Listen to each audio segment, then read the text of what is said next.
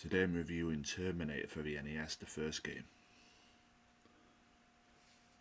This is my PAL version copy. This game got released on NES in PAL in USA. You can see there it says PAL. Obviously can't see it clearly, but it says PAL. PAL release. It's about the same game, there's not any difference from both the versions, USA and PAL versions. No difference. Now the game's based on the first movie, obviously you control Kyle Reese. I mean, the point of the game is like the plot of the movie, to save Sarah Connor and kill a Terminator at the end of the film. But this game doesn't follow the movie. Like in the movie he dies and it's Sarah Connor that kills a Terminator, but in this game Kyle Reese kills a Terminator. So once you beat the game you squash a Terminator to death with Kyle Reese at the end of the game in the factory, and he gets crushed, and then you watch Kyle Reese, and then when he's crushed you see your character watching as Terminator dies, and it says you've defeated the T-101 or something like that. Good work, soldier. It only lasts about 7 seconds. The picture, it's just a still picture for about 7 seconds with writing, with music playing, and it just goes back to the start of the game all over again. That's the ending. It's just a piece of small writing that says good work, soldier. You defeated the T-101, I think it says, and an image of the Terminator squashed.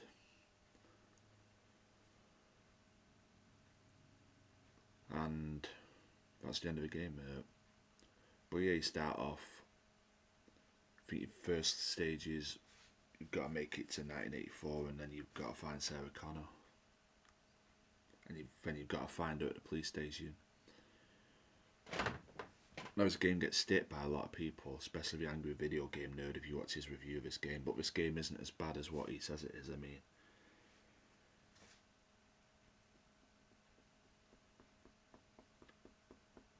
it's not a great game. I'd give it, but I think it's alright. I'd give it a 6 out of 10. It's not as bad as what people say it is. It's definitely better than the Terminator game for the Super Nintendo. You know, the first Terminator Super Nintendo game. That game's terrible. That game is awful. It's the same plot. You control Kyle Reese in that game, but it's nowhere near as good as this. At least this is fun. At least this game gives you an ending. You get an ending in this game. At least it says, congratulations, you beat the game. In the Super Nintendo version, there's no ending. I mean, once you destroy the Terminator, you see a scene, and then it still says game over, doesn't it? Even though you beat the game, it says game over. So that Super Nintendo version doesn't even give you an ending of a Terminator. At least this version gives you an ending. And I'd say this is better than the Terminator 2 game on NES. Now, we'll get stiff saying that. A lot bang on. That was made by LGN. A lot say that's a far better game than this, but I disagree. This game's better than Terminator 2 NES. Call me crazy, but it's better. I beat both games. I had more fun with this than what I did with Terminator 2 NES. I know in Terminator 2 you control Arnold Schwarzenegger, Terminator, and everyone thinks that's great, but that game's worse than this game in my opinion. This game's fun, even though you control Kyle Reese in it. So yeah, as I was saying there, the levels you start off in before, where you've got to go through one level to get back to 1984, and then you've got to find Sarah Connor. Once you've found her,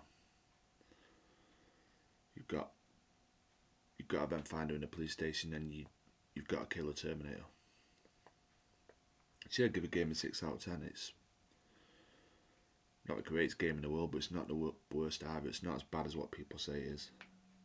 I mean, this is better than games like on NES. It's better than like Muppet Adventure Chaos at the Carnival. It's better than games like that, in my opinion. It's better than Jetsons NES. It's better than loads of games on NES. There's obviously better games than this, but there's worse too, like them I've just mentioned. It's a great game. I give it. Well, it's not a great game. What am I saying? It's not a great game. It's a 6 out of 10. It's obviously not in the classes of Tiny Toon Adventures 2, Trouble in Wacky Land, the last video game I reviewed. I mean, that game's a 10 out of 10. This isn't as good as that, but I give it a 6 out of 10. And you can grind like I've had a bit, like when I'm like on my last life. I beat this game quite a lot of times. Thought I'd review it. I've had this game for about 10 years. I beat it loads of times. You can It's easy to die, we'll admit. It's easy to die. Because you can jump on platforms and fall through if you're not precise. It's one of them games like the Wizard of Oz, like the Angry Video Game Nerd said. And his bosses in this game, like at the end of the first level, you've got to fight 2 like enemies. I lose at least 2 lives there. That's why you start with level 3 and you can't afford to lose a life then. And then when I have 1 life left, I grind a bit and get some lives. Because fortunately, you can grind to get 6 lives in this game. You can't get any more. I think the Angry Video Game Nerd explained that.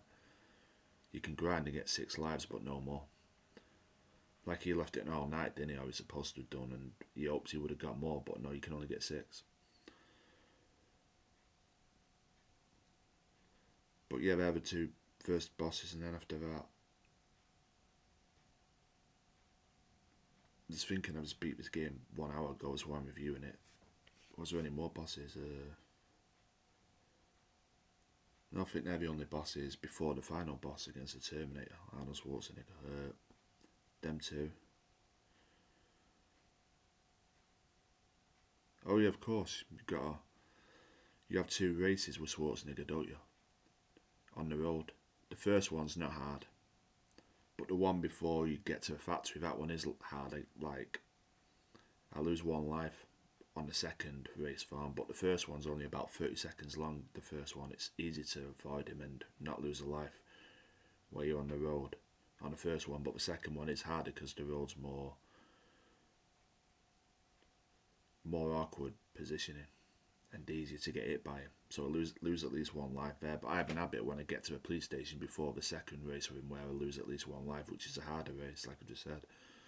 I grind to get 6 lives, and then by the time I've got a final level, where you've got to destroy the Terminator, I've got about 5 lives left. So I've got plenty to do it. But the hardest part in the game for me is, the hardest part is not the final fight, because it's easy. You just lure him into the door and then you just jump to the left, stand there once you're on the left side, just make sure you don't fall off, and then the Terminator will just squash himself and there's the end of the game. Easy final boss. That's the hardest part of the game for me, where before you get in that room where you kill him, there's a awkward jump you've got to make on the top left side where you've got to be precise. You've got to jump right at the right moment. I've lost numerous lives on that part. That's the hardest part of the game for me. But yeah, I've said virtually everything. I mean, you just get a still picture for an ending. It's not great. Just a typical game from a movie, in it. Like, the ending's not great. It's just a still picture. What says "Good work, soldier," and then that's it. Game's over. It's back to title screen all over again. So I give this game a 6 out of 10. I think you should play it once. Yeah, I definitely recommend it over Terminator 2 NES and over the Super Nintendo version, which is awful. So yeah, give this game 6 out of 10. Feel free to disagree if you want, but I give it 6 out of 10.